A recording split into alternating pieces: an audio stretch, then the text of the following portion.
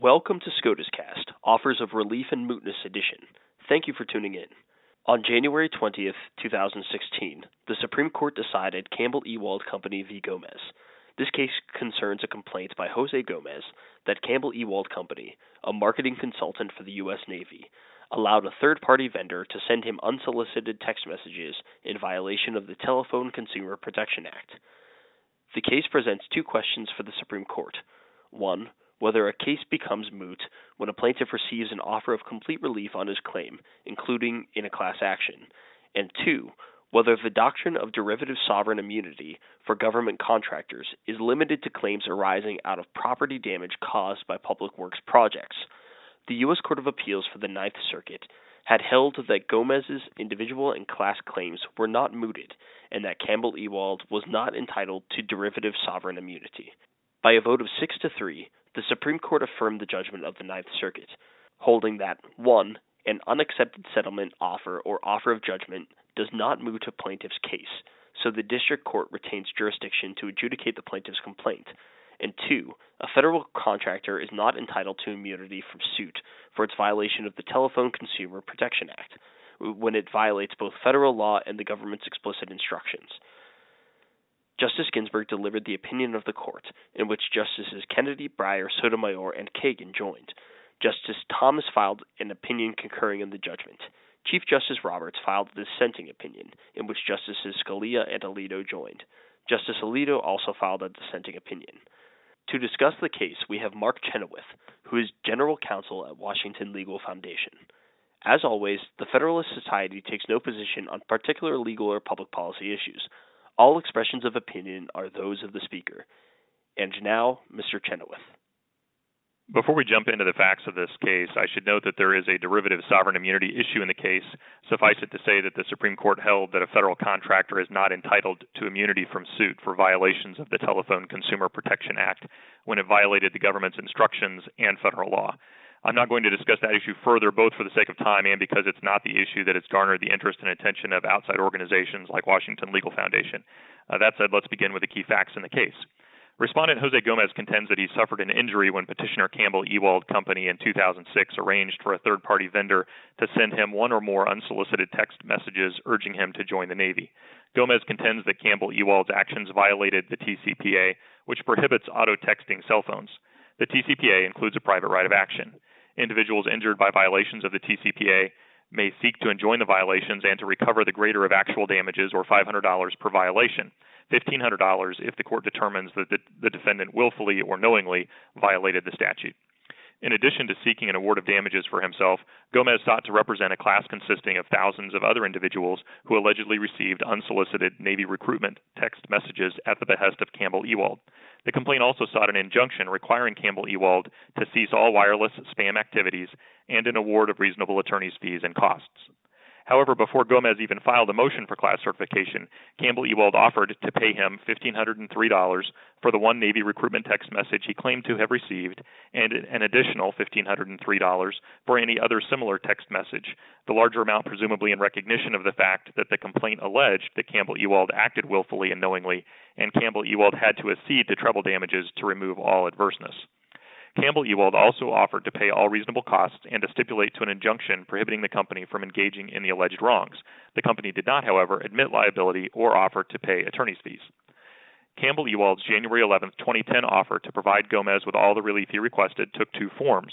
First, the company filed a notice of offer of judgment with the district court pursuant to Federal Rule of Civil Procedure 68. This was the Rule 68 offer. Second, the company directed a separate settlement offer to counsel for Gomez.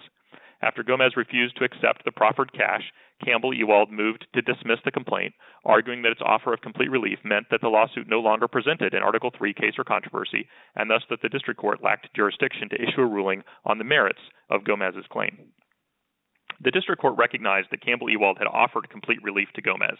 It nonetheless denied the motion and granted Gomez's motion to strike the Rule 68 offer. The Ninth Circuit considered and rejected Campbell-Ewald's contention on appeal that his offer of complete relief to Gomez rendered his claims moot and deprived the federal courts of jurisdiction to address the merits. The appeals court held that the Rule 68 offer did not moot his individual claims because Gomez had rejected that offer, and, quote, an unaccepted Rule 68 offer that would fully satisfy a plaintiff's claim is insufficient to render the claim moot, unquote, under the Ninth Circuit's 2013 precedent in Diaz v. First American Homebuyers. The court did not separately discuss the freestanding settlement offer or consider whether it sufficed to moot the claim. The Ninth Circuit panel also held that Gomez's putative class claims were not moot. The court recognized that the U.S. Supreme Court recently had held in Genesis Healthcare Corp. v. Simchick that when a plaintiff's individual claim becomes moot and no other plaintiffs have been added to his lawsuit, Article III's case or controversy requirement requires dismissal of the suit, notwithstanding his claimed right to represent similarly situated individuals. It further conceded that Genesis undermined some of this reasoning employed by Diaz and other Ninth Circuit precedents on which the Ninth Circuit relied. But the appeals court nonetheless concluded that because Genesis was not, quote, clearly irreconcilable with the Ninth Circuit precedent, quote, this panel remains bound by circuit precedent and Campbell-Ewald's mootness arguments with respect to the putative class claims must be rejected, end quote. Let's now turn briefly to the core arguments of each party before the U.S. Supreme Court. Petitioner Campbell-Ewald Company contends that Article III of the U.S. Constitution requires a case or controversy in order for federal courts to have jurisdiction to hear a case. It said that, first, Gomez's individual claim was mooted by the offer of complete relief, and that once a district court determines that an offer actually is for complete relief, that should end the case. Second, it said that no Article III case exists because there's no adverseness, so no jurisdiction exists to hear the merits. Third, it said that the settlement offer here was a complete offer of relief that ended the controversy. Fourth, it said that refusing to accept a settlement offer does not keep a controversy alive, that the injury then becomes traceable to the refusal to settle and not to the original alleged harm. And last, it said that putative class claims are moot in the absence of a certified class. Now let's quickly run through the core arguments of Respondent Jose Gomez. He said first that when you're talking about past injury, as we are in this case, that injury provides jurisdiction as long as it is traceable to the defendant and the requested judicial relief would redress the injury. Second, he said the offer of complete relief did not include the requested attorney's fees, and it doesn't matter, he contends, that the statute does not provide for attorney's fees, that still provides adverseness. Third, he said the offer of complete relief did not include class certification, which would provide an incentive fee to Gomez, as well as help reduce his attorney's fees by allowing them to be split with other plaintiffs. Fourth, even if the offer of relief really was complete, it can't moot the case, and at most it might justify a forced entry of judgment. And last, Gomez contended that the plaintiff has a right to an enforceable court judgment, though Justice Alito points out that receiving the actual money should be superior to such a judgment. He said that at oral argument. Well, as it turned out, the respondent had the better of the argument, despite some sense at oral argument that there was a consensus for ordering an entry of forced judgment or something like that in this case. That did not happen. Instead, Justice Ginsburg authored the 5-1-3 majority opinion here, siding with Mr. Gomez. Justice Thomas filed an opinion concurring in the judgment. Chief Justice Roberts filed a dissent joined by Justices Scalia and Alito, and Justice Alito filed a separate dissent as well. The majority opinion adopted a contractual analysis, determining that rejection of a settlement offer makes the plaintiff's ongoing interest in the lawsuit the same as if no offer were ever extended. The majority also notes that Campbell's settlement offer proposed relief for Gomez alone, did not admit liability, and never converted to actual payment. The majority uses these facts and features to distinguish Gomez's claim from 19th century railroad tax cases in which defendant railroads actually deposited the full amount due in a bank in the plaintiff's state's name. The majority also distinguishes Gomez's claim from a recent forfeiture case, Alvarez v. Smith, where all of the cars and money were either returned to the plaintiff or no longer contested. There, too, the party had actually received the disputed goods and could not maintain suit just to obtain injunctive and declaratory relief on the related legal question when the goods had already been returned. The court likewise distinguished a case, Already v. Nike, involving a unilateral covenant not to sue over a trademark as providing full redress, unlike Campbell's revocable offer. Just as the Genesis court reserved the question decided in Campbell-Ewald, so too the court here reserved the question, quote, whether the result would be different if a defendant deposits the full amount of the plaintiff's individual claim in an account payable to the plaintiff, and the court then enters judgment for the plaintiff in that amount, end quote. Justice Thomas's concurrence in the judgment rejects the majority's contractual approach, contending that the proper ground for deciding that an offer of complete relief does not render a claim moot is the common law history of tenders, which, quote, demonstrates that a mere offer of the sum owed is insufficient to eliminate a court's jurisdiction to decide the case to which the offer related, end quote. Thomas noted that some of the formalities attendant the common law fell away over time, such that the offer could come during and not only before the suit, and that the offer could be made even when the damages were not easily ascertainable, though the common law did always require an admission of liability. Because actual payment did not accompany either the Rule 68 offer nor the freestanding settlement offer, Justice Thomas agreed that the case was not moot.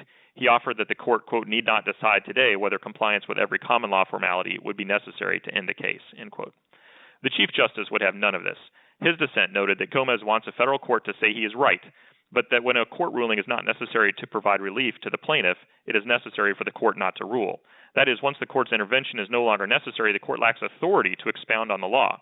The Chief Justice suggests that this case is fortunately limited to its facts, and that, quote, having the firm deposit a certified check with the trial court, end quote, would suffice in the future to dispense with a case like this.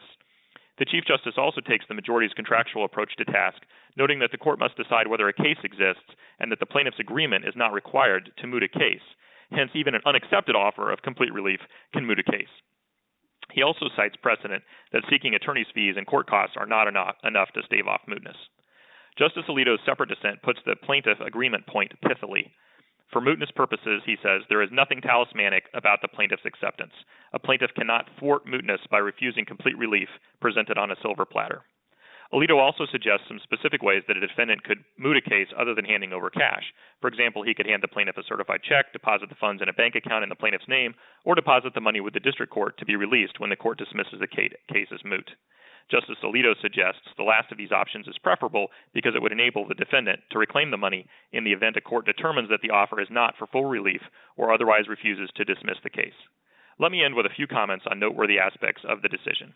First, most observers are calling this a 6-3 decision, but I don't really think that's accurate. I think it's a 5-1-3 decision because even though Justice Thomas concurs in the judgment, his rationale would not extend as easily to future cases. That is, it appears more likely that his vote could swing in the event that a defendant had actually paid a plaintiff. Second, the Supreme Court affirmed a Ninth Circuit decision here, which is not that common, so I think it's worth noting.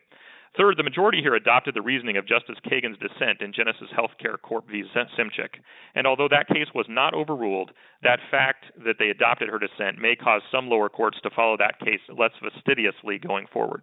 Another point is that several justices raised the question at oral argument of whether Gomez could ever be considered an adequate class representative when he had turned down the requested relief in this case, something that most class members presumably would not do. Chief Justice Roberts, for example, asked whether Gomez would be an adequate class representative under these facts.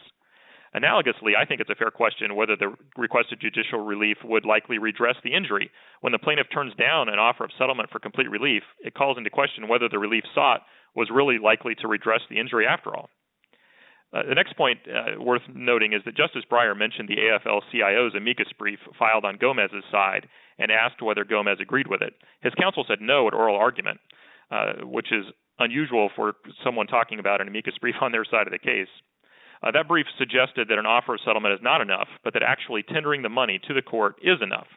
Justice Breyer said he's being practical. He seems to be looking for a way to allow defendants to end cases by paying off plaintiffs, at least under some circumstances. So he might be a fifth vote in a future case. He did not show his cards in the opinions here. He just silently joined the majority. Justice Alito also cited the AFL-CIO brief in his dissent, so that brief definitely bears reading when briefs are prepared in the next case like this that makes it up to the court. Although Justice Scalia wrote a law review article on the topic of standing as an essential element of the separation of powers back in 1983 before he joined the Supreme Court, he did not write separately here. However, it's worth noting that his passing makes the answer on the reserved question in this case effectively 5-3 unless Breyer shifts. The silver lining here is that there may, emphasize may, be 5 votes to find that a defendant can moot a plaintiff's case if it actually pays money into the court. It appears that of the remaining justices from this decision, the Chief Justice, Justice Alito, Justice Thomas, and possibly Justice Breyer would accept this outcome. However, those 4 need to find a 5th vote, and that becomes harder unless Justice Scalia is replaced by a like-minded jurist. Perhaps I should conclude by noting that my post-oral argument predictions about how this case would turn out did not pan out, so you may want to take my predictions with a grain of salt as to how the issues this case left open will play out. Thank you for listening to this episode of SCOTUScast. For more episodes of SCOTUScast, as well as audio and video of past Federalist Society events, please visit our website at www.federalistsociety.org/multimedia.